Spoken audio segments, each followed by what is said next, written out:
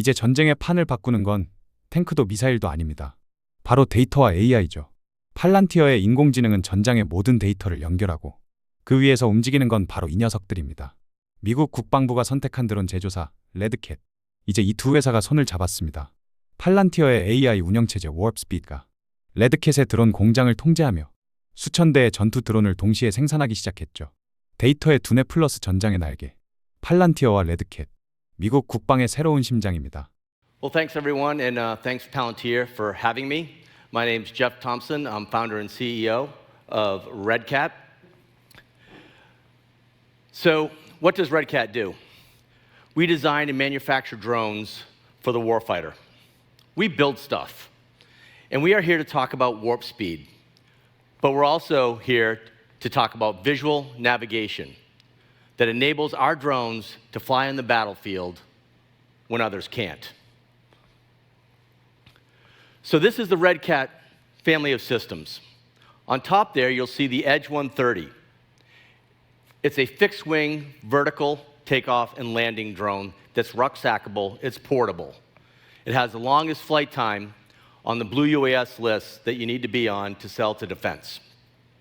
Down below that on the left, you'll see the Black Widow. This is the drone that just won a large program of record with the US Army for 14,000 aircraft, one of the largest acquisitions for aircraft for the DoD. And then you'll see the FANG, FPV drones. If you've been listening to anything about Ukraine, you know about FPV. And you're going to need to make millions of these in the United States if we want to catch China and Russia. And then we have WEB, which is the Warfighter-Enabled Bridge. And that ties everything together. So this is perfect timing for Redcat to become a warp speed customer. We acquired FlightWave late last year, and the Edge 130 has never been mass produced.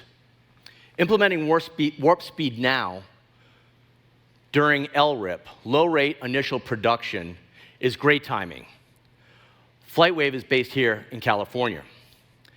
Same for the Black Widow.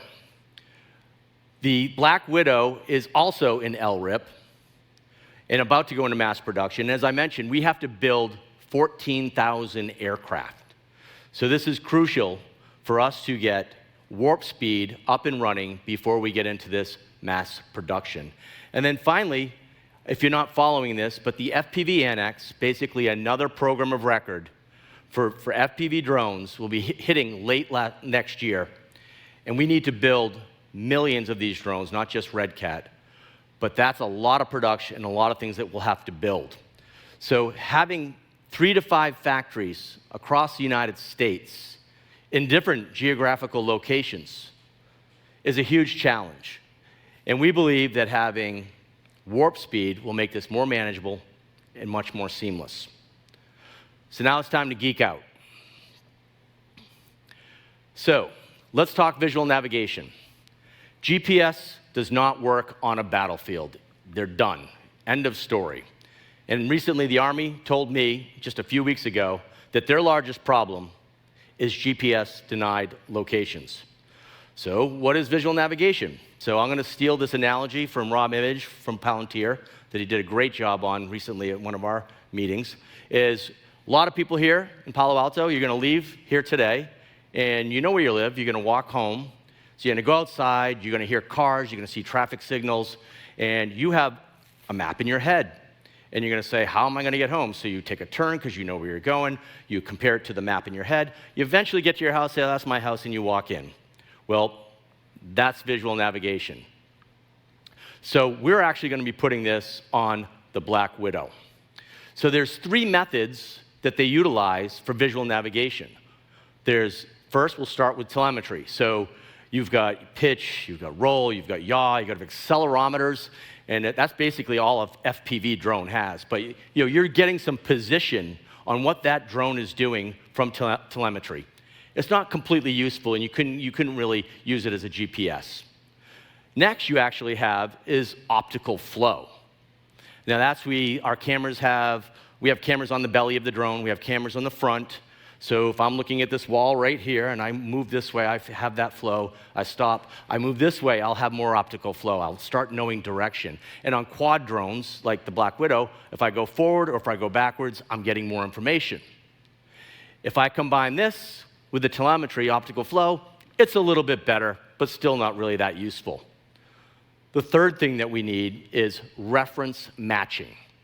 So basically, we have a map of that region on the drone. We take these cameras, we match the map that's on the cameras, combine this with optical flow and telemetry, and now you have lock, just as good as a GPS. So now you have a complete GPS alternative. But what happens when the maps change? This happens in war all the time, specifically in Gaza. If you have a map one day, the next day it's useless. There's a very important company in Israel that's doing visual navigation, and it's not working because they don't have access to real-time maps.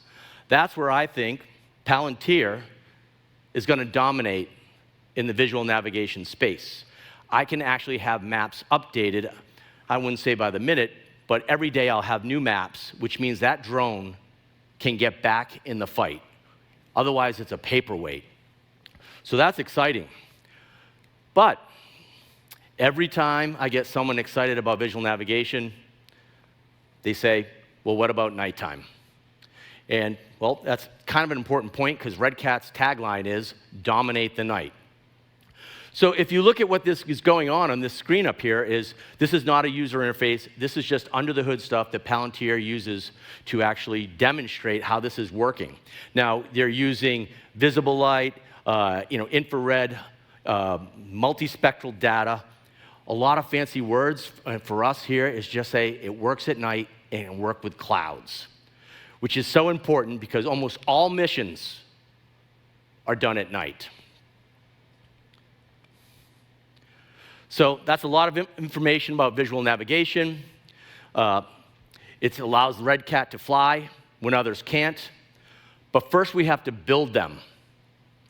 And Warp Speed will help us do this quicker, faster, more reliable, and most importantly, more profitable.